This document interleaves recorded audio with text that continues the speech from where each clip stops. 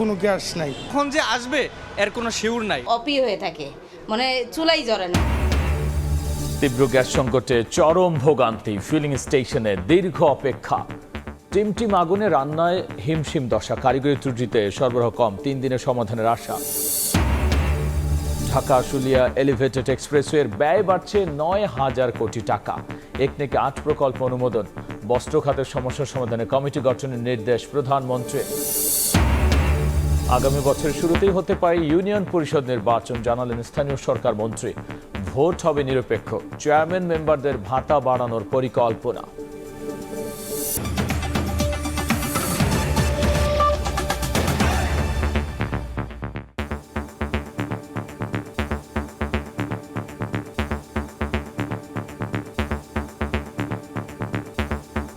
হঠাৎই তীব্র আকার ধারণ করেছে গ্যাস সংকট। ভোগান্তিতে সব শ্রেণীর গ্রাহক, টান পড়ছে অনেকের জীবিকায়। কমছে শিল্প কারখানার উৎপাদন। জ্বালানি বিভাগ বলছে কারিগরি ত্রুটির কারণে এলএনজি টার্মিনাল থেকে গ্যাস সরবরাহ কমে যাওয়ায় বেড়েছে সংকট। 2-3 দিনের মধ্যে কেটে যাবে এই পরিস্থিতি। ফারুক ভিয়া রবিনের রিপোর্ট। আবারও বেড়েছে সংকটের তীব্রতা। গ্যাস পেতে অপেক্ষা ঘন্টার পর ঘন্টা। গত কয়েকদিন ধরে রাজধানীর বেশিরভাগ সিএনজি ফিলিং স্টেশনে দিনভর দেখা যাচ্ছে যানবাহনের এমন দীর্ঘ সারি।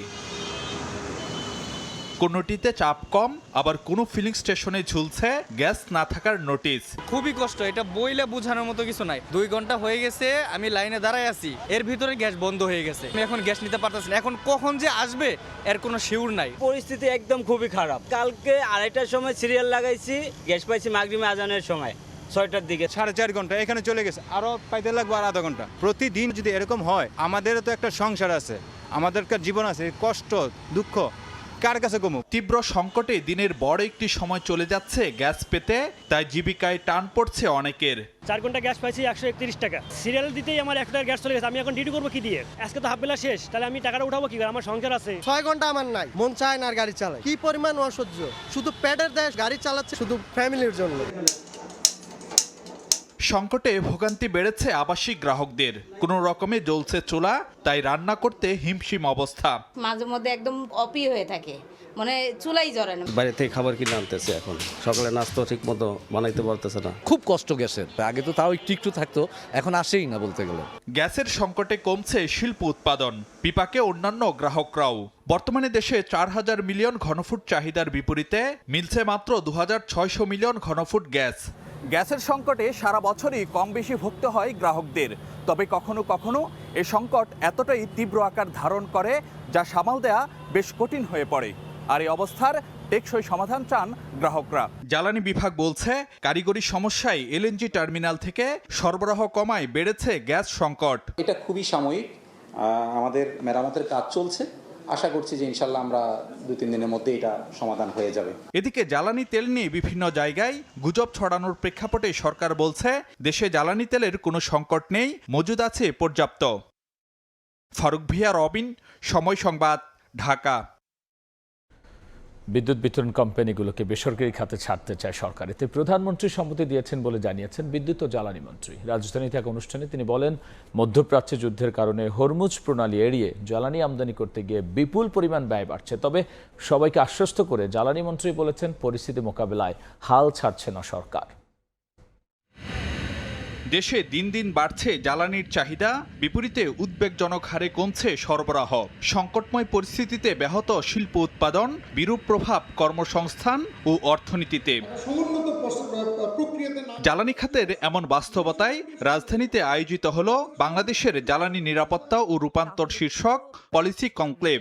এতে শিল্প উদ্যোক্তারা বলেন, তীব্র জ্বালানি সংকটে তৈরি হয়েছে খেলাপি হওয়ার শঙ্কা। Gas shortage, voltage fluctuation, unplanned power interruption, এইসব কারণে প্রোডাকশনের ডিসরাপশন হয়। All this bulk energy to drive our economy, without this economy চলবে না। ব্যবসা বাণিজ্য সহজীকরণের চেয়ে আরো দিন দিন কঠিন থেকে কঠিনতর হয়ে যাচ্ছে। জ্বালানি বিশেষজ্ঞরা বলেন, আমদানি নির্ভরতার পাশাপাশি এ খাতের বড় হুমকি দুর্নীতি ও নীতিগত পরিকল্পনায় ঘাটতি। দুর্নীতির কারণে আজকে আমরা বহু ধরনের ভোগান্তির মধ্যে আছি। ফুয়েল মিক্স করে একটা নীতিমালা করতে হবে, যেটা রাজনৈতিক ঐক্যমতের দরকার আছে। আমরা চাই না সরকার পরিবর্তনের সাথে সাথে এই পরিবর্তন চেঞ্জ হয়ে যেতে পারে। বিদ্যুৎ ও জ্বালানি মন্ত্রী বলেন, মধ্যপ্রাচ্যে যুদ্ধের কারণে বাড়তি দামে কিনতে হচ্ছে জ্বালানি, তবে সংকটে হাল না ছাড়ার কথা জানান ইকবাল হাসান মাহমুদ। যখন আমি আদার সোর্সে যাই এবং আমি যখন হরমুজকে অ্যাভয়েড করতে চাই, প্রাইস অনেক উপরে চলে যায়, আমাদেরকে ভেরি হাই প্রাইসে এলএনজি কিনতে হয়েছে। আমি এইগুলো কথা বলছি যে আপনারা ভয় পাবেন না, আমরা হ্যান্ডেল করছি, ডেডিকেটেডলি অনেস্টলি হ্যান্ডেল করছি। বিদ্যুৎ বিতরণ ব্যবস্থার বেসরকারীকরণ নিয়ে সরকারের অবস্থানও তুলে ধরেন মন্ত্রী। আমার যে ডিস্ট্রিবিউশন কোম্পানিগুলো আছে আপনার government company, I want to privatize whole. Prime minister has given me a consent, you go head. এখন আপনারা এখানে আছেন, আপনাদেরকে আমি আমন্ত্রণ জানাতে যাচ্ছি যে আপনাদের করা প্রপোজাল থেকে প্রপোজাল আমাকে দেন। নবায়নযোগ্য জ্বালানি থেকে বিদ্যুৎ উৎপাদনে সেপ্টেম্বরের মধ্যে দরপত্র ডাকা হতে পারে জানিয়ে মন্ত্রী বলেন, সব পক্ষের সহযোগিতায় বর্তমান মেয়াদি 10,000 মেগাওয়াট সৌর বিদ্যুৎ উৎপাদন করতে চায় সরকার। ফারুক ভিয়া, রবিন, সময় সংবাদ, ঢাকা। 14,041 কোটি টাকা ব্যয় 8টি প্রকল্পের অনুমোদন দিয়েছে একনেক। এর মধ্যে ঢাকা আশুলিয়া এলিভেটেড এক্সপ্রেসওয়ের ব্যয় 9,000 কোটি টাকা বাড়ানো হয়েছে। পরিকল্পনা প্রতিমন্ত্রী জানিয়েছেন, ডলারের দাম সমন্বয়ে নতুন সংযোজন সহ বেশ কিছু কারণে এই ব্যয় বৃদ্ধি পেয়েছে। এদিকে বস্ত্র খাতের সমস্যার সমাধানে আগামী সপ্তাহে কমিটি গঠনের নির্দেশ দিয়েছেন প্রধানমন্ত্রী তারেক রহমান। 2017 সালে ঢাকা আশুলিয়া এলিভেটেড এক্সপ্রেসওয়ের কাজ শুরু হয়। যোগাযোগ অবকাঠামোটির 80% কাজ শেষ হলেও দ্বিতীয়বার সংশোধনী এনে প্রায় 9,500 কোটি টাকার বরাদ্দ বাড়ল। এতে সেতু কর্তৃপক্ষের এই প্রকল্পটির সবশেষ ব্যয় দাঁড়ালো প্রায় 27,045 কোটি টাকা। বুধবার সকালে প্রধানমন্ত্রী তারেক রহমানের সভাপতিত্বে হয় বর্তমান সরকারের ষষ্ঠ এবং চলতি অর্থ বছরের প্রথম জাতীয় অর্থনৈতিক পরিষদের নির্বাহী কমিটির এই সভা। 14,041 কোটি টাকা ব্যয়ে অনুমোদন পায় 8টি প্রকল্প। প্রায় 3.5 ঘন্টা ব্যাপী এই বৈঠক শেষে তথ্য অধিদপ্তরে কথা বলেন পরিকল্পনা প্রতিমন্ত্রী জোনায়েদ সাকি। জানান, সভায় মোট 9টি প্রকল্প নিয়ে আলোচনা হয়েছে। বলেন, ডলারের দাম সমন্বয় সহ বেশ কিছু কারণে আশুলিয়া এক্সপ্রেসওয়ের নির্মাণ ব্যয় বেড়েছে। মূলত ডলার রেট একটা বড় আকারে পরিবর্তন ঘটেছে। সেই ডলার রেট পরিবর্তনের কারণেই আবার কতগুলো ভ্যাট ট্যাক্স সহ বেশ কিছু পরিবর্তনের জায়গা আছে। আর 5টা ক্ষেত্রে এখানে নতুন একটা অঙ্গ সংযোজন হয়েছে। তো সেই অঙ্গ সংযোজনের ফলে খরচের একটা বৃদ্ধি আছে, আর কিছু ইউটিলিটি লাইন স্থানান্তরের একটা খরচ বৃদ্ধি পেয়েছে। এদিকে বস্ত্র খাতের 2 সংগঠন বিটিএমএ ও বিজিএমইএ নেতাদের সঙ্গে আলাদা বৈঠক করেছেন প্রধানমন্ত্রী তারেক রহমান। বৈঠকে বস্ত্র খাতের সমস্যা সমাধানে অর্থ উপদেষ্টা ও বাণিজ্য মন্ত্রীর সমন্বয়ে আগামী সপ্তাহে কমিটি গঠনের নির্দেশ দিয়েছেন সরকার প্রধান। বিজিএমইএ সভাপতি জানান, আগামী 1 বছরের মধ্যে শিল্পে চলমান জ্বালানি সংকট সমাধানের আশ্বাস মিলেছে বৈঠকে। আমাদের ফাইন্যান্সিয়াল যে সমস্যাটা আছে, ব্যাংকের যে সমস্যাগুলো আছে, এগুলো ওনার কাছে তুলে ধরা হয়েছে। উনি উপলব্ধি করতে পেরেছেন, উনি পদক্ষেপও নিচ্ছেন এবং কি আগামী সপ্তাহে ফাইন্যান্স অ্যাডভাইজার সাহেব, কমার্স মিনিস্টার সবাইকে নিয়ে একটা দল করে দিয়েছেন। এটা কি আরও কিভাবে সুরা করা যায়। জ্বালানি নিয়ে আমরা কথা বলেছি। উনি বলেছেন যে আগামী 1 বছরের মধ্যে জ্বালানি ব্যবস্থার যে উন্নয়ন হচ্ছে সেটা দৃশ্যমান হবে। পরে রিহাব নেতাদের সঙ্গে বৈঠক করেন তারেক রহমান, যেখানে দেশের আবাসন শিল্পের বর্তমান পরিস্থিতি, পরিকল্পিত নগরায়নের চ্যালেঞ্জ সহ এ খাতের নানা বিষয় নিয়ে আলোচনা হয়। শুভ খান, সময় সংবাদ, ঢাকা। প্রধানমন্ত্রী তারেক রহমানের সঙ্গে সাক্ষাৎ করেছেন নৌবাহিনীর বিদায়ী প্রধান অ্যাডমিরাল এম নাজমুল হাসান। বিকেলে সচিবালয়ে প্রধানমন্ত্রীর কার্যালয়ে সাক্ষাৎ হয়। এ সময় দেশের সার্বভৌমত্ব রক্ষা, সামুদ্রিক নিরাপত্তা, নৌবাহিনীর আধুনিকায়ন এবং জাতীয় স্বার্থ সংশ্লিষ্ট বিভিন্ন গুরুত্বপূর্ণ বিষয়ে আলোচনা হয়। নৌবাহিনীর বিদায়ী প্রধানের কর্মজীবনের সাফল্য, বাংলাদেশ নৌবাহিনীর আধুনিকায়ন, সক্ষমতা বৃদ্ধি এবং পেশাদার বাহিনী হিসেবে নৌবাহিনীকে আরও শক্তিশালী করতে তার দূরদর্শী নেতৃত্ব অবদানের প্রশংসা করেন প্রধানমন্ত্রী।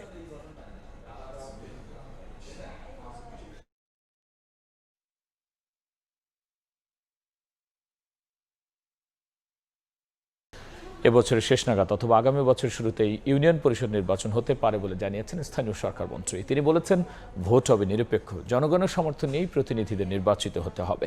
বিকেলে ডিপ্লোমা ইঞ্জিনিয়ার্স ইনস্টিটিউশনে বাংলাদেশ ইউনিয়ন পরিষদ চেয়ারম্যান মেম্বার অ্যাসোসিয়েশনের আলোচনা সভায় তিনি বলেছেন, রাষ্ট্রকে শক্তিশালী করতে স্থানীয় সরকারকে মজবুত করতে হবে। চেয়ারম্যান মেম্বারদের ভাতা বাড়ানোর জন্য প্রধানমন্ত্রীর সঙ্গে আলোচনার কথাও জানিয়েছেন তিনি। পাশাপাশি সহজেই চেয়ারম্যানকে যাতে বরখাস্ত না করা যায় সে আইন করার চেষ্টা হচ্ছে বলেও জানান মির্জা ফখরুল।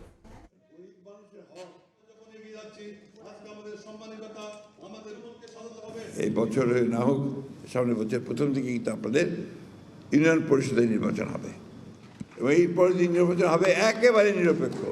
আপনাদেরকে জনগণের ভালোবাসা নিয়েই আপনাদেরকে কিন্তু নির্বাচিত হতে হবে। প্রতিটি উন্নয়নের ক্ষেত্রে আপনাদেরকে সম্পৃক্ত করা, জনপ্রতিনিধি সম্পৃক্ত করা, এটা খুব বেশি প্রয়োজন বলে আমি মনে করি। অর্থাৎ স্থানীয় সরকার যারা প্রতিনিধি, চেয়ারম্যান মেম্বার, তাদেরকে কিন্তু আপনার শক্তিশালী করতে হবে। ইউনিয়ন পরিষদ চেয়ারম্যান পদে নির্বাচনের জন্য প্রার্থীদের শিক্ষাগত যোগ্যতা কোনো স্নাতক করা হবে না তা জানতে চেয়ে রুল জারি করেছেন হাইকোর্ট। সুপ্রিম কোর্টের দুই আইনজীবীর করা এক রিট আবেদনের শুনানি শেষে বিচারপতি আহমেদ সোহেল ও বিচারপতি ফাতেমা আনোয়ারের হাইকোর্ট বেঞ্চ এই রুল জারি করেন। একই সঙ্গে চেয়ারম্যান পদে শিক্ষাগত যোগ্যতা নির্ধারণ না করা স্থানীয় সরকার আইন 2009-এর 26 নম্বর ধারা কেন সংবিধানের সঙ্গে সাংঘর্ষিক ঘোষণা করা হবে না তাও জানতে চাওয়া হয়। এলজিআরডি সচিব, আইন সচিব ও প্রধান নির্বাচন কমিশনারকে আগামী 4 সপ্তাহের মধ্যে এই রুলের জবাব দিতে বলেছেন হাইকোর্ট।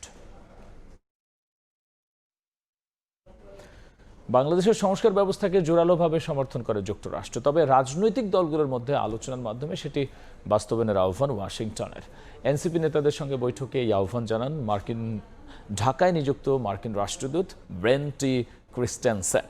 এনসিপি কার্যালয়ে মার্কিন দূতাবাসের 3 প্রতিনিধি দলের বৈঠকের পর গণমাধ্যমে বিষয়টি নিশ্চিত করেন দলের মুখপাত্র আসিফ মাহমুদ সজীব ভুঁইয়া। জানান, মার্কিন বাণিজ্য চুক্তি নিয়ে মার্কিন দূতাবাসের কারোর সঙ্গে এনসিপির আলোচনা হয়নি। ভূ রাজনৈতিক প্রেক্ষাপটে চীন, ভারত ও মার্কিন যুক্তরাষ্ট্রের অবস্থান বাংলাদেশের জন্য গুরুত্বপূর্ণ। সেটি বিবেচনায় দ্বিপাক্ষিক ও বহুপক্ষীয় সম্পর্ক উন্নয়নে আলোচনা হয়েছে বলেও জানান সজীব ভুঁইয়া। সামনের দিনগুলোতে বাংলাদেশের প্রসপারিটির জন্য বাংলাদেশ এবং ইউএসের সাথে ইউএসের মধ্যে একটা বেটার ডিপ্লোম্যাটিক রিলেশনের বিষয় এবং বাংলাদেশকে বা আমাদের দিক থেকে বিশেষ করে বাংলাদেশকে কিভাবে এই সাউথ এশিয়ার একটা strong economic and strong country হিসেবে গড়ে তোলা যায় এ বিষয়ে আমাদের মধ্যে বিস্তারিত আলাপ আলোচনা হয়েছে। বেসরকারি ব্যবস্থাপনায় 3টি হজ প্যাকেজ ঘোষণা করেছে হজ অ্যাসোসিয়েশন অব বাংলাদেশ হাব। এবার সর্বনিম্ন প্যাকেজে খরচ 5,13,000 টাকা, সর্বোচ্চ প্যাকেজের মূল্য 7,91,000 টাকা নির্ধারণ করা হয়েছে। এছাড়াও আরেকটি প্যাকেজের মূল্য 5,95,000 টাকা ধরা হয়েছে। হাব মহাসচিব জানিয়েছেন, সরকারের সঙ্গে মিল রেখে সাশ্রয়ী প্যাকেজ ঘোষণা করা হয়েছে। 30 জুলাই থেকে চীন মৈত্রী সম্মেলন কেন্দ্রে হজ ও ওমরা মেলা অনুষ্ঠিত হবে। 2027 সালের হজের নিবন্ধন আগামী 24 সেপ্টেম্বরের মধ্যে শেষ হবে। এবার বাংলাদেশ থেকে 1 লাখের বেশি মুসল্লি হজ পালনের সুযোগ পাবেন। হাজিদের যাওয়া আসা থেকে শুরু করে হজ পালন সবকিছুর ব্যবস্থা সরকারি ও বেসরকারি দুইভাবেই করা হয়। মঙ্গলবার সরকারিভাবে হজ প্যাকেজ 2027 ঘোষণার পর বুধবার বেসরকারি প্যাকেজ ঘোষণা করে হজ agencies association of Bangladesh HAAB. বুধবার রাজধানীর পল্টনের একটি হোটেলে সংবাদ সম্মেলনে হাব সভাপতি জানান, সরকার ঘোষিত প্যাকেজের সঙ্গে মিল রেখে সর্বনিম্ন 5,13,000 সহ মোট 3টি প্যাকেজ করা হয়েছে। 1 নম্বর হজ প্যাকেজ 7,91,060 টাকা। হজ প্যাকেজ 2 নম্বর যেটা সাধারণ, সর্বমোট মূল্য হচ্ছে 5,95,580 টাকা। 3 নম্বর যেটি সরকারের সাথে আমরা তাল মিলে করেছি, সেটার সর্বমোট মূল্য হচ্ছে 5,13,545 টাকা। সুশৃঙ্খল হজ ব্যবস্থাপনায় মধ্যস্বত্বভোগীকে বড় চ্যালেঞ্জ হিসেবে উল্লেখ করে হাব মহাসচিব জানান, সার্বিক বিবেচনায় এবার কমেছে হজের খরচ। এই প্যাকেজগুলো আমরা মনে করি অত্যন্ত সুন্দর এবং বাস্তব ভিত্তিক হয়েছে। এটি হজযাত্রীদের জন্য সর্বোচ্চ সেবা নিশ্চিত করার জন্য আমরা এই প্যাকেজগুলো তৈরি করেছি। আগে প্যাকেজে কোরবানি অন্তর্ভুক্ত থাকতো না, এবার প্যাকেজে কোরবানি অন্তর্ভুক্ত, আগে প্যাকেজে খাবার অন্তর্ভুক্ত থাকতো না, এবার প্যাকেজে খাবার অন্তর্ভুক্ত। চাঁদ দেখা সাপেক্ষে আগামী বছরের 15 মে পবিত্র হজ অনুষ্ঠিত হতে পারে। এর আগে হজ ফ্লাইট শুরু হবে 8 এপ্রিল থেকে। মঙ্গলবার সরকারি ব্যবস্থাপনায় সর্বনিম্ন হজ প্যাকেজের মূল্য নির্ধারণ করা হয় 5,05,000 টাকা। অপর প্যাকেজ 6,15,000 টাকা নির্ধারণ করা হয়। মনির হোসেন, সময় সংবাদ, ঢাকা। বঙ্গোপসাগরে সার্বক্ষণিক নজরদারি চালাতে 2028 সালের মাঝামাঝিতে মহাকাশে মেরিটাইম স্যাটেলাইট পাঠানোর উদ্যোগ নিচ্ছে সরকার। বাংলাদেশ স্যাটেলাইট কোম্পানি বলছে, সমুদ্রপথে চোরাচালান, মানব পাচার রোধ ও জলসীমা অবৈধ মাছ আহরণ বন্ধে ভূমিকা রাখবে এই স্যাটেলাইট। শুভ খানের রিপোর্ট। ৭১-এ রক্ত দিয়ে পাওয়া 56,000 বর্গমাইলের বাংলাদেশ আন্তর্জাতিক আদালতে লড়াই করেই আদায় করে বঙ্গোপসাগরের বিশাল এলাকার মালিকানা। 2014 ও 2012 সাল আন্তর্জাতিক সালিসি আদালতের রায়ে প্রতিবেশী ভারত ও মিয়ানমারের সঙ্গে বিরোধ নিষ্পত্তির পর সাগরের বুকে 1,18,813 বর্গ কিলোমিটার এলাকা পায় বাংলাদেশ। তখন থেকেই সুনীল অর্থনীতির অপার সম্ভাবনাকে কাজে লাগানোর জোরালো দাবি ওঠে বিশেষজ্ঞ মহলে। কিন্তু মানচিত্রের অধিকার পেলেও সাগরের এই বিশাল এলাকায় এখনও নেই পর্যাপ্ত নজরদারি। কোস্টগার্ডের চোখ ফাঁকি দিয়ে এই জলসীমা দিয়ে চলছে মানব পাচার, চোরাচালান সহ নানা অপরাধ। সাগরের 40 মিটারের কম গভীরতায় বাণিজ্যিক ট্রলারের মাছ ধরায় সরকারি নিষেধাজ্ঞা থাকলেও তা কতটা মানা হচ্ছে তা দেখার জন্য কেউ নেই। এমন বাস্তবতায় নিজস্ব জলসীমার নিরাপত্তা নিশ্চিতে মহাকাশে মেরিটাইম স্যাটেলাইট পাঠানোর উদ্যোগ নিচ্ছে সরকার। বঙ্গোপসাগর ইজ ভাস্টলি আনমনিটর্ড। আপনার যদি কোনো মনিটরিং সিস্টেম না থাকে তাহলে তো কেউ এখান থেকে মাছ ধরে নিয়ে আসবে। বঙ্গোপসাগরে যে আমাদের রিসোর্স আছে, এই রিসোর্সটাকেও প্রপারলি ইউটিলাইজ করার জন্য, এই রিসোর্সটাকে সাস্টেনেবল করার জন্য we need this kind of solutions, এই যে স্যাটেলাইট বেসড সলিউশন। বিএসসিএল বলছে, অক্টোবরের মধ্যে AIS 2.0 প্রকল্পের সম্ভাব্যতা যাচাই শেষ হবে, যেখানে স্যাটেলাইটের বাণিজ্যিক সম্ভাবনা ও আর্থসামাজিক প্রভাব বিশ্লেষণ করা হবে। চূড়ান্ত অনুমোদন পেলে স্যাটেলাইট নির্মাণে ভেন্ডর বা নির্মাতা প্রতিষ্ঠান নিয়োগ দেওয়া হবে। এই প্রকল্প বাস্তবায়নে কত টাকা খরচ হবে তা নির্ভর করবে স্যাটেলাইটের আয়ু ও কার্যকারিতার ওপর। এই বছরের মধ্যে যদি একটা ডিসিশন নেওয়া যায় তাহলে মিনিমাম 18 মান্থস, জানুয়ারি 2027 থেকে ধরেন, if everything goes well and goes very fast, তাহলে মিড 2028। এর আগে 2018 সালের 11 মে দেশের প্রথম স্যাটেলাইট BS-ON মহাকাশে উৎক্ষেপণ করা হয়। শুভ খান, সময় সংবাদ, ঢাকা।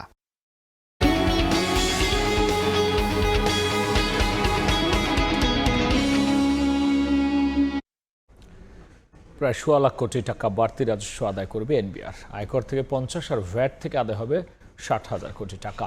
নতুন ঋণ কর্মসূচি নিয়ে IMF এর সঙ্গে আলোচনা, এমন পরিকল্পনার কথা তুলে ধরেছে সংস্থাটি। নতুন কর নীতির বাস্তবায়ন, প্রশাসনিক সংস্কার ও বকেয়া আদায়ে গতি এনে দেয়া হবে এই বাড়তি আয়ের যোগান। MS আরিফিনের রিপোর্ট। বিগত সরকারের নেয়া $470 কোটি ঋণ কর্মসূচির মাঝপথে এসে নতুন করে $450 থেকে $500 কোটি ঋণ নিয়ে IMF এর সঙ্গে আলোচনা চালিয়ে যাচ্ছে বিএনপি সরকার। অর্থ মন্ত্রণালয়, কেন্দ্রীয় ব্যাংক সহ নতুন ঋণ কর্মসূচির জন্য IMF প্রতিনিধি দলের সফরের গুরুত্বপূর্ণ অংশ ছিল এনবিআর। সফরের দ্বিতীয় দিনেই এনবিআরের উচ্চ পর্যায়ে একাধিক সভা করে IMF, যেখানে আয়কর ও মূল্য সংযোজন কর আদায়ে সংস্কারের অগ্রগতি জানতে চায় প্রতিনিধি দল। জোর দেওয়া হয় রাজস্ব আয় বাড়ানো সহ বিভিন্ন খাতে কর ব্যবস্থার পুনর্বিন্যাসে। জবাবে নিজেদের অবস্থান তুলে ধরার পাশাপাশি সুনির্দিষ্ট পরিকল্পনার কথা জানায় এনবিআর। সূত্র বলছে, নতুন করনীতি বাস্তবায়নের মাধ্যমে আয়কর থেকে অতিরিক্ত 30,000 কোটি টাকা আদায়ের পরিকল্পনার কথা জানায় এনবিআর। একই সঙ্গে বকেয়া আয়কর থেকে আরও 15,000 কোটি টাকা আদায় সহ শুধু আয়কর থেকেই প্রায় 50,000 কোটি টাকা বাড়তি আয়ের লক্ষ্য সংস্থাটির। লক্ষ্যমাত্রা পূরণের জন্য যারা করজালের আওতার বাইরে আছে, আইন অনুযায়ী তাদেরকে করদাতা হওয়া উচিত, তাদেরকে করজালে আনা, প্লাস যার যতটুকু কর দেওয়ার কথা উনি ওই পরিমাণ কর দিচ্ছেন কিনা সেই বিষয়টা আনার্ট করা, উঠিয়ে আনা। একক ভ্যাট হার বাস্তবায়নে IMF এর চাপ থাকলেও চলতি অর্থ বছরের বাজেটে তা বাস্তবায়ন হয়নি। তবে নীতিগত ও প্রশাসনিক উদ্যোগ বাস্তবায়ন করে ভ্যাট আদায়ে গতি ফেরাতে চায় এনবিআর। পাশাপাশি বকেয়া আদায় সহ নানা উদ্যোগের মাধ্যমে এই খাত থেকে অতিরিক্ত প্রায় 60,000 কোটি টাকা আদায়ের পরিকল্পনা জানায় এনবিআর। রাজস্ব আদায়ে গতি বাড়াতে এনবিআর এর কাঙ্ক্ষিত অটোমেশন ও কর ফাঁকি বন্ধে মাঠ পর্যায়ে কঠোর নজরদারিতে জোর বিশেষজ্ঞদের। বাংলাদেশে যথেষ্ট রাজস্বের পটেনশিয়ালিটি রয়েছে, সেটি এখন আদায় করার দরকার আছে। এবারের বাজেটেও সেই লক্ষ্যমাত্রাগুলো ঘোষণা করা হয়েছে, কিভাবে তারা বিভিন্ন উৎস থেকে রাজস্ব আদায় করবেন এবং করজালের বাইরে যারা রয়েছেন, কর ফাঁকি দিচ্ছেন, তাদেরকেও এটির ভিতরে আনার তাদের লক্ষ্য রয়েছে। চলতি অর্থ বছরে এনবিআর কে রাজস্ব আদায়ের লক্ষ্য দেওয়া হয়েছে 6,04,000 কোটি টাকা। সবশেষ অর্থ বছরে যা ছিল 5,99,000 কোটি টাকা। মে পর্যন্ত 11 মাসে আদায়ে ঘাটতি রয়েছে প্রায় 1 লাখ কোটি টাকা। MS আরিফিন, সময় সংবাদ, ঢাকা। প্রার্থী তালিকা পুনরায় সংশোধন করে নিরপেক্ষ নির্বাচন আয়োজনের দাবি জানিয়েছেন association of travel agents of Bangladesh আটাবের সাবেক নেতারা। রাজধানীর একটি হোটেল আয়োজিত সভায় বক্তারা অভিযোগ করেছেন বাতিলকৃত লাইসেন্সধারী প্রতিষ্ঠানকে ভোটার তালিকা অন্তর্ভুক্ত করা হয়েছে। এছাড়াও অযৌক্তিকভাবে বেশ কিছু প্রার্থীকে অযোগ্য ঘোষণা করা হয়েছে, যাকে অবৈধ ঘোষণা করেছে FVCCI সালিসি ট্রাইব্যুনাল। এই অবস্থায় নির্বাচন বোর্ড বাতিল যোগ্য প্রার্থীদের অন্তর্ভুক্তি এবং লেভেল প্লেইং ফিল্ড নিশ্চিত সহ 5 দফা দাবি তুলে ধরেন আটাব নেতারা। এখানে আছেন আমাদের নিরপেক্ষ নির্বাচন সামনে অনুষ্ঠিত হবে। ধন্যবাদ। অনিয়ম ও কোরাম ভঙ্গের দায়ে বিদ্যমান নির্বাচন বোর্ড ও আপিল বোর্ড অবিলম্বে অপসারণ করে নিরপেক্ষ ও যোগ্য ব্যক্তিদের মাধ্যমে উভয় বোর্ড পুনর্গঠন করতে হবে। FVCCI ট্রাইব্যুনালের রায়ের আলোকে প্রার্থিতা ফেরত পাওয়া 4 জন সহ অন্যায়ভাবে বাতিলকৃত সকল বৈধ প্রার্থীকে মূল নির্বাচনে প্রতিদ্বন্দ্বিতা করার সুযোগ নিশ্চিত করতে হবে। DGFI, ডিবি ও র্যাবের গোপন বন্দিশালা পরিদর্শনের সময় 3 বিচারকের সঙ্গে আসামি পক্ষের আইনজীবীদেরও থাকার অনুমতি দিয়েছেন আন্তর্জাতিক অপরাধ ট্রাইব্যুনাল। ন্যায় বিচার নিশ্চিত করতেও সাক্ষ্যের সত্যতা যাচাইয়ে বিচারকদের এই পদক্ষেপ কার্যকর ভূমিকা রাখবে বলে জানান আসামি পক্ষের আইনজীবীরা।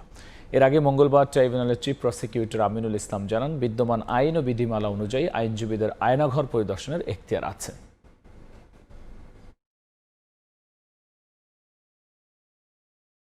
ডিজিএফের বন্দিশালা ভিজিটের সময় যাইতে পারবেন এবং এই ব্যাপারে যে সময় এবং তারিখে মাননীয় ট্রাইব্যুনালের বিচারকগণ ভিজিটে যাবেন তার আগে ডিফেন্স কাউন্সিলসকে বা আইনজীবীগণকে যথাযথভাবে নোটিফিকেশন করা হবে, অর্থাৎ নোটিশ দেওয়া হবে। জুলাই আন্দোলনে বিএনপির 460 জন আত্মাহুতি দিয়েছেন, এমন ত্যাগ অন্য কোনো রাজনৈতিক দলে খুঁজে পাওয়া যাবে না বলে মন্তব্য করেছেন ডিএনসিসি প্রশাসক শফিকুল ইসলাম খান। সকালে মহাখালী ইনস্টিটিউট অফ হেলথ টেকনোলজির বৃক্ষরোপণ কর্মসূচি উদ্বোধন করে তিনি বলেন, বিগত 17 বছরে আওয়ামী লীগ সরকারকে প্রতিহত করতে গিয়ে বিএনপি সবচেয়ে বেশি ক্ষতিগ্রস্ত হয়েছে। বিএনপির এই ত্যাগের কারণেই দেশের জুলাই আগস্ট আন্দোলনের সৃষ্টি হয়েছে।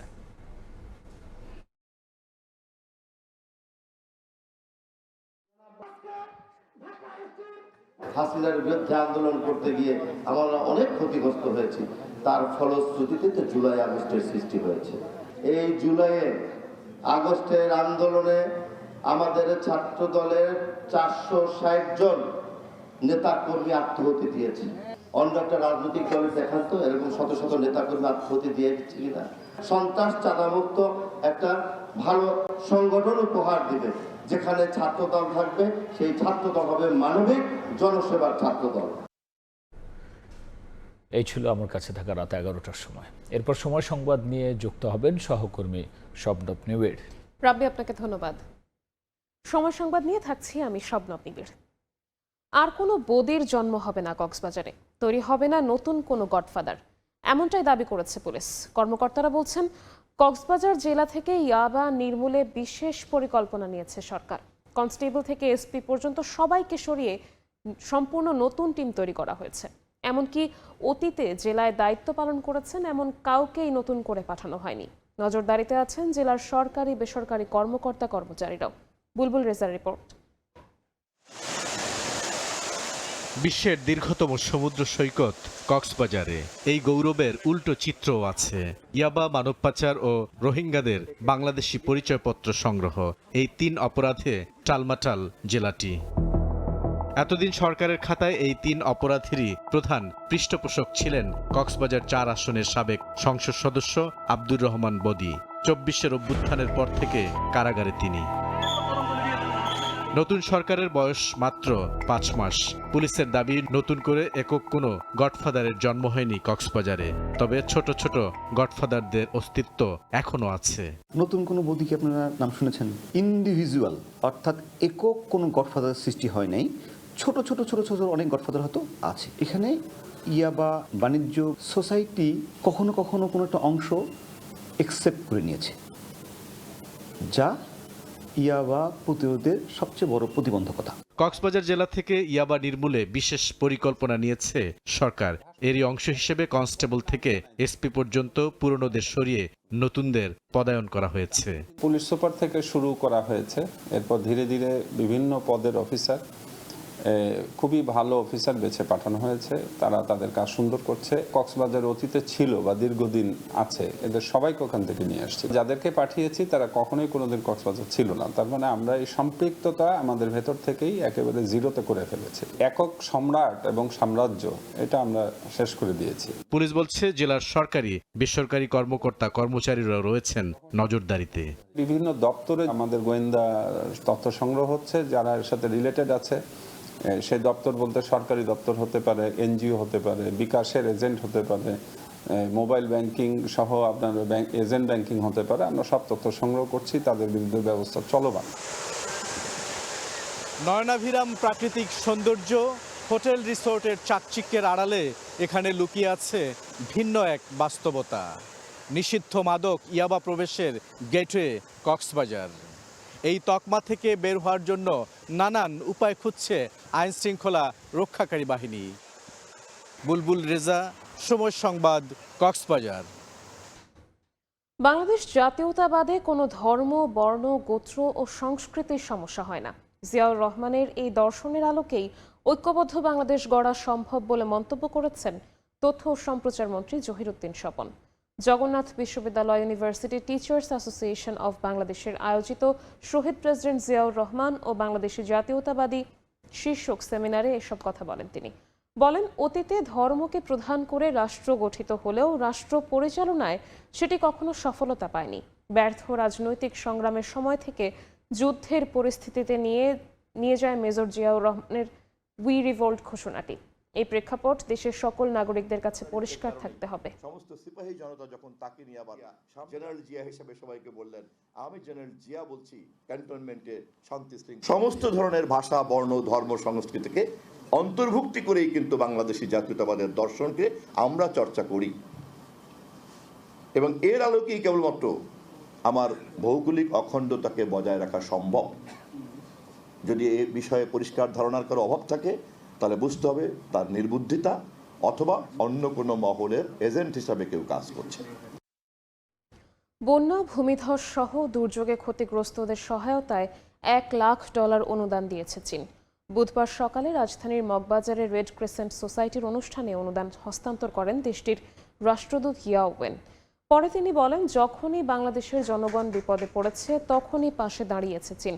সাম্প্রতিক বন্যা ও ভূমিধসে ক্ষতিগ্রস্ত মানুষের সহায়তায় মানবিক সহযোগিতা অব্যাহত থাকবে। ইয়াও ওয়েন আরও বলেন, দুর্যোগ মোকাবিলায় বাংলাদেশকে আর্থিক ও কারিগরি সহযোগিতা দিয়ে যাবে চীন। পাশাপাশি নদী ব্যবস্থাপনায় দুই দেশ একসঙ্গে কাজ করলে বন্যাজনিত ক্ষয়ক্ষতির পরিমাণ কমিয়ে আনা সম্ভব হবে বলে মন্তব্য করেন রাষ্ট্রদূত।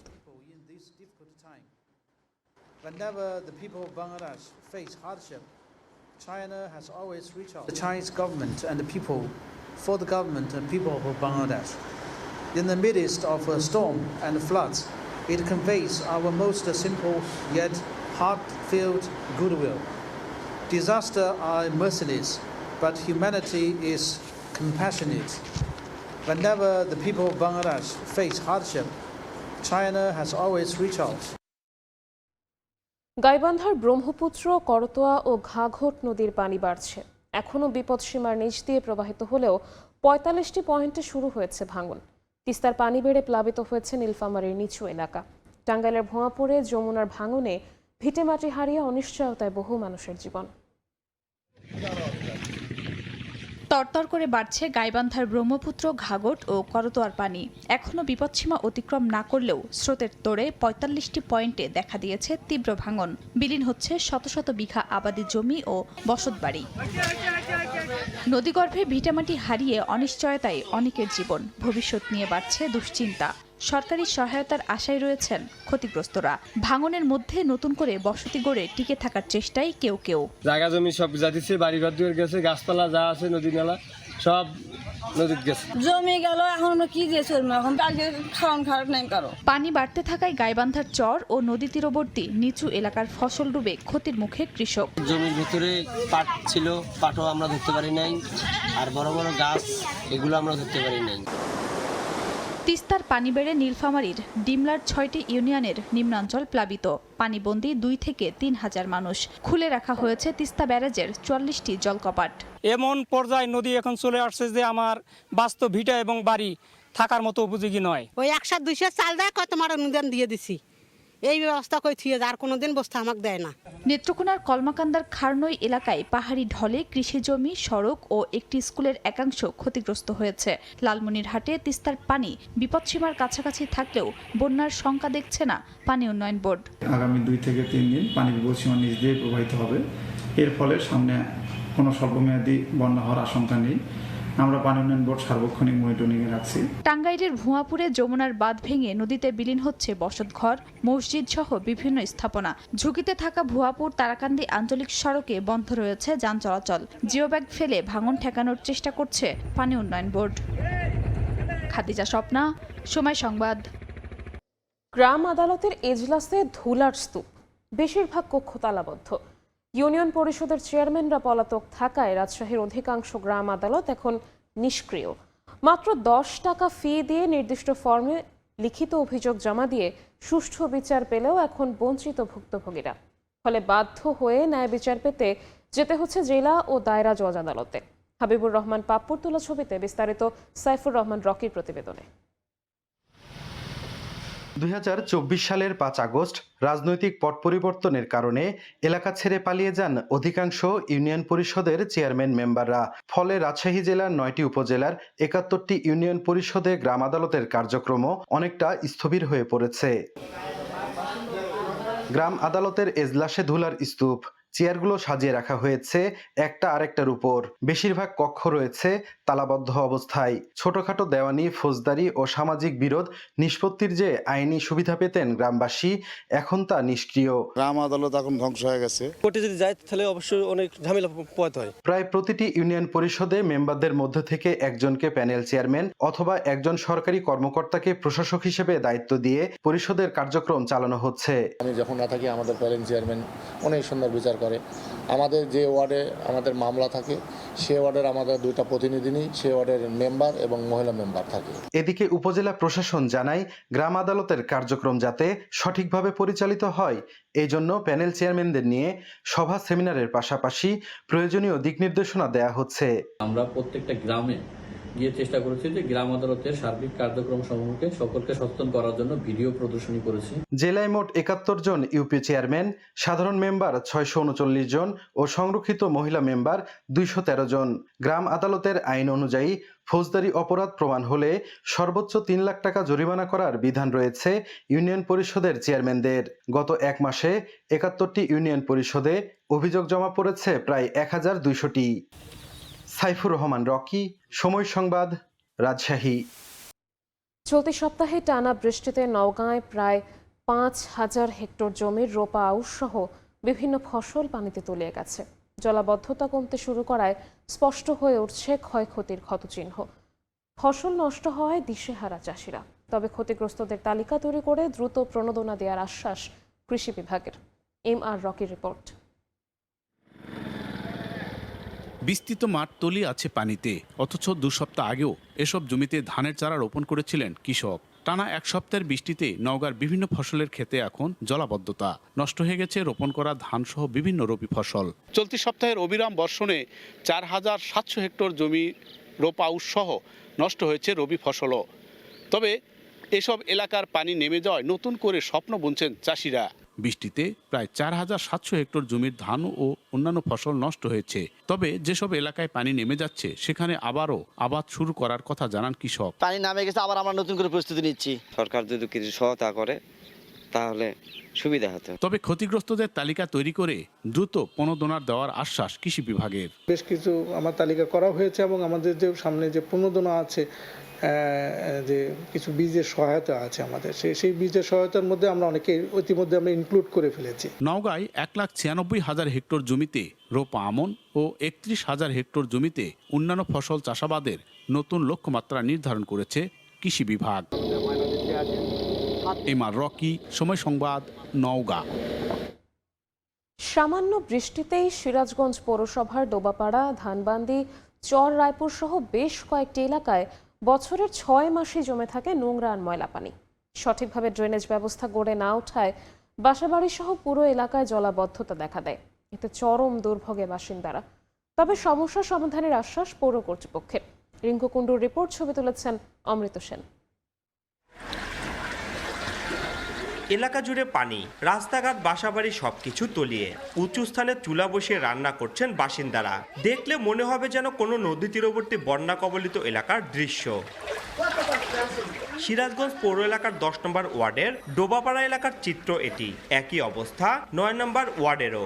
নিচু রাস্তা সঠিকভাবে ড্রেনেজ ব্যবস্থা গড়ে না ওঠায় সামান্য বৃষ্টিতে দেখা দেয় জলাবদ্ধতা।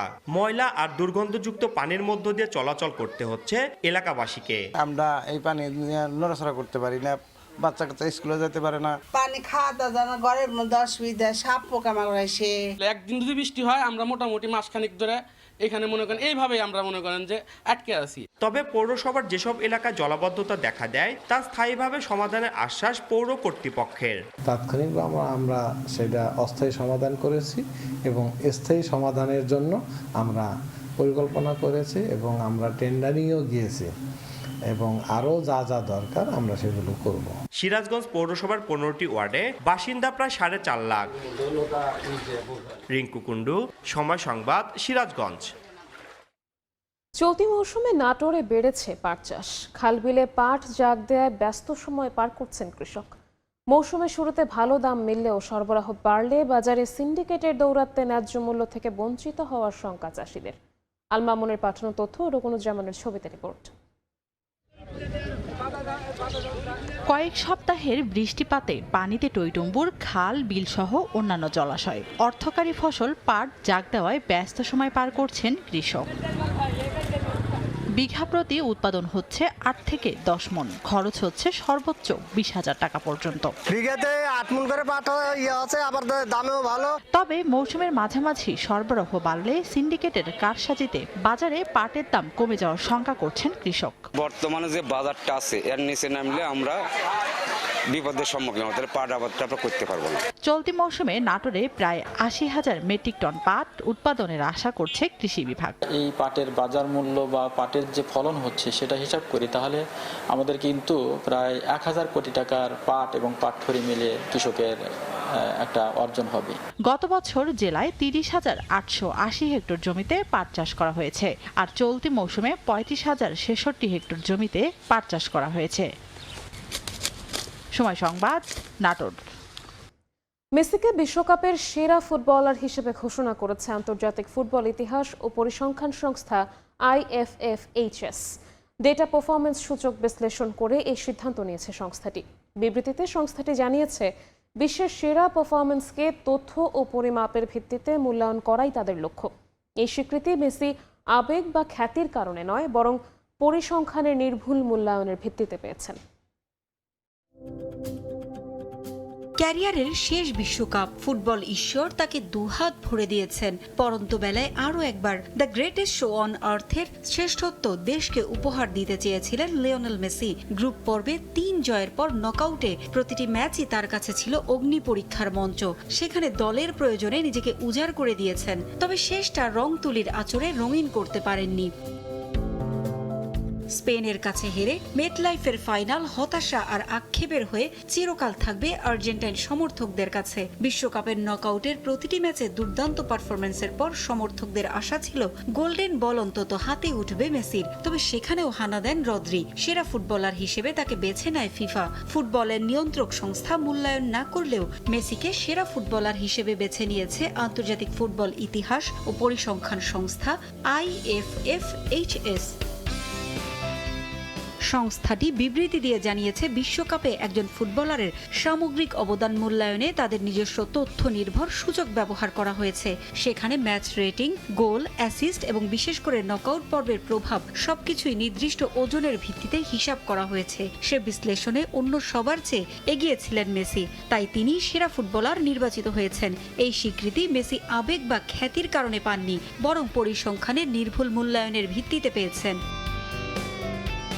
আর্জেন্টিনার হয়ে প্রতিটি ম্যাচে নিজেকে উজাড় করে দিয়েছেন কাতার বিশ্বকাপ জয়ের নায়ক। 7 ম্যাচে তিনি মাঠে ছিলেন মোট ৬,২৬২ মিনিট। এ সময়ে তিনি 8 গোলের পাশাপাশি 4টি গোলে অবদান রেখেছেন। প্রতি ম্যাচে তার গড় রেটিং ছিল 8.33। প্রস্তুতি ম্যাচের অভাবে ভরাডুবি হয়েছে জিম্বাবুয়ে সফরে। দেশে ফিরে হারের ব্যাখ্যায় কথা জানান বাংলাদেশের ব্যাটিং কোচ মোহাম্মদ আশরাফুল।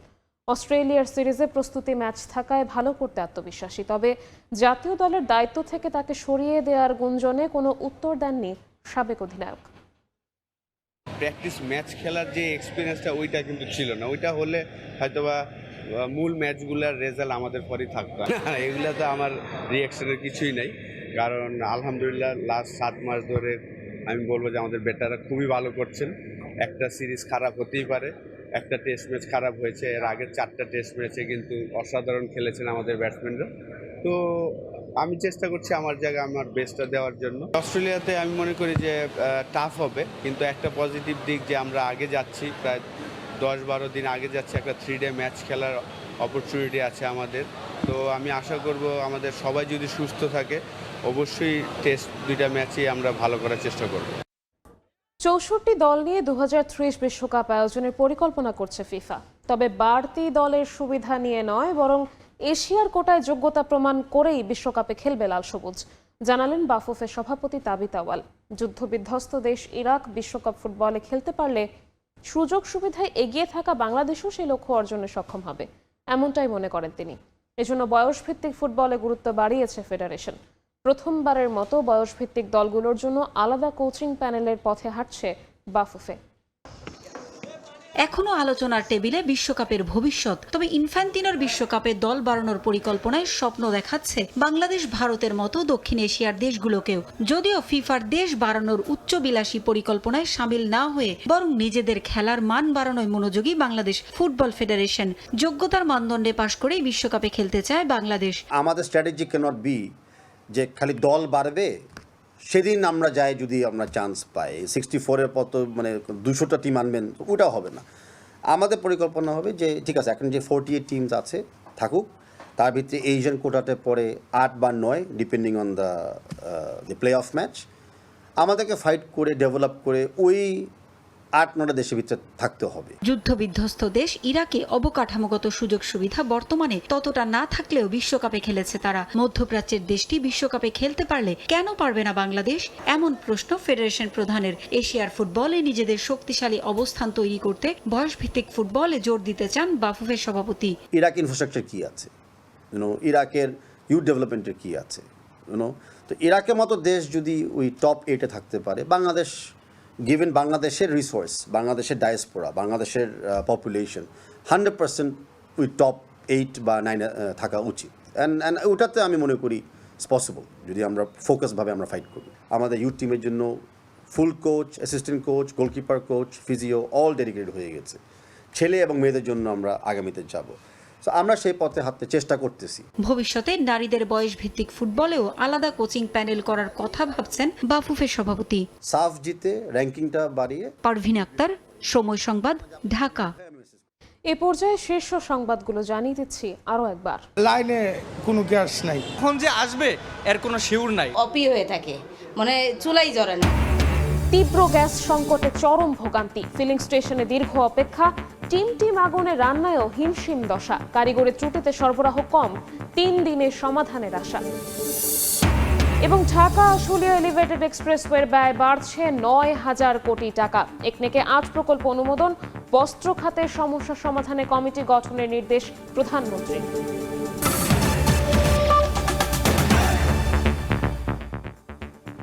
এই ছিল সময় সংবাদে। এরপর প্রবাসের সময় নিয়ে আসছে কিছুক্ষণ পরই। সঙ্গেই থাকুন সময়।